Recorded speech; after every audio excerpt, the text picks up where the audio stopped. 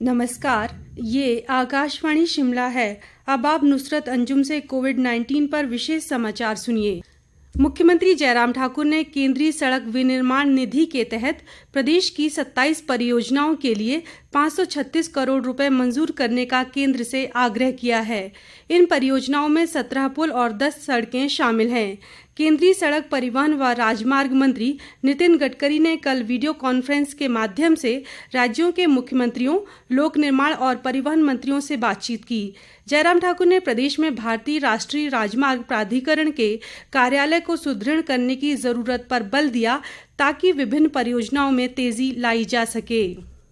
केंद्र सरकार ने स्कूलों में गर्मी की छुट्टियों के दौरान भी विद्यार्थियों को मध्याह्न भोजन प्रदान करने का निर्णय किया है।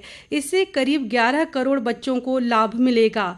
केंद्रीय मानव संसाधन और विकास मंत्री रमेश पोखरियाल निशंक ने नई दिल्ली में वीडियो कॉन्फ्रेंस के जरिए सभी राज्यों के शिक्षा मंत्रियों और शिक्षा सचिवों से बातचीत के दौरान ये जानकारी दी। उन्होंने बताया कि सरकार ने कोविड-19 से उत्पन्न स्थिति को देखते हुए मध्याह्न भोजन कार्यक्रम के अंतर्गत वार्षिक केंद्रीय आवंटन में 11% बढ़ोतरी करने की घोषणा की है। इसके लिए आवंटन बढ़ाकर 8,100 करोड़ रुपए कर दिया गया है। इस दौरान शिमला से शिक्षा मंत्री सुरेश भारद्वाज ने रमेश पोखरियाल निशंक को केंद्र सरकार के दिशा निर्देशों पर आधारित राज्य में किए जा रहे विभिन्न प्रयासों से अवगत कराया। उन्होंने कहा कि विभाग द्वारा दूरदर्शन शिमला और इंटरनेट के माध्यम से डिस्टेंस लर्निंग की पहल की जा रही है। सुरेश भारद्वाज ने प्रदेश में 4 केंद्रीय विद्यालयों की स्वीकृति देने का भी आग्रह किया।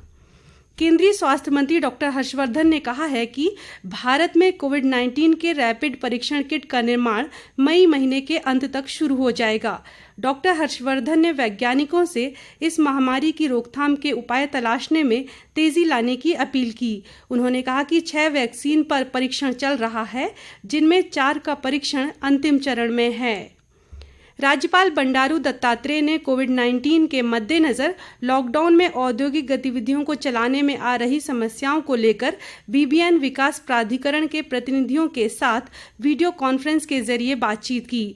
राज्यपाल ने श्रमिकों की सुरक्षा पर अधिक ध्यान देने की जरूरत बताई। उन्होंने औद्योगिक इकाइयों से मौजूदा परिस्थितियों में कर्मचारियों की संख्या कम न करने का आग्रह किया। औद्योगिक प्रतिनिधियों ने भरपूर सहयोग के लिए राज्य सरकार का आभार जताया।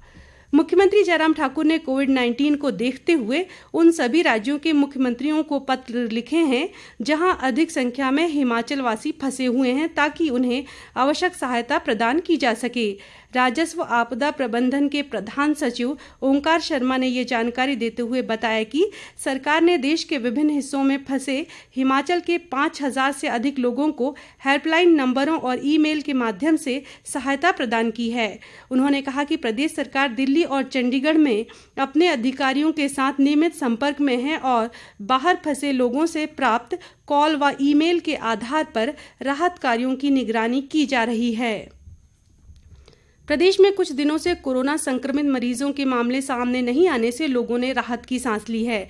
राज्य में कल 285 लोगों के सैंपल जांच के लिए भेजे गए, जिनमें से 278 की रिपोर्ट नेगेटिव आई है, जबकि 7 की रिपोर्ट आना बाकी है। स्वास्थ्य विभाग के बुलेटिन के अनुसार इस समय प्रदेश में कोरोना संक्रमित मरीजों की संख्या 10 है। प्रदेश में अभी तक 10,444 लोगों को सुरक्षा की दृष्टि से निगरानी में रखा गया है, जिनमें से 5,892 लोगों ने 28 दिन की निर्धारित निगरानी अवधि को पूरा कर लिया है। केंद्र सरकार ने राज्यों से कहा है कि अपने सभी प्रतिष्ठानों में नियोक्ताओं को कोविड-19 के बीच कर्मचारियों को बर्खास्त न किया जाए और न ही उनका वेतन काटा जाए। केंद्रीय श्रम मंत्रालय ने हाल ही में इस संबंध में राज्यों के मुख्य सचिवों को पत्र लिखा था। धर्मशाला शहर के विभिन्न इलाकों में भागसू कला मंच के कलाकारों ने कल लोगों को कोरोना संक्रमण के बारे में जागरूक किया। इस दौरान स्थानीय विधायक विशाल नेहरिया ने कहा कि कोरोना संक्रमण को रोकने के लिए सभी नागरिकों का सहयोग जरूरी है। उन्होंने कहा कि राज्य सरकार द्वारा संक्रमण से बचाव के लिए कई उपाय किए जा रहे हैं।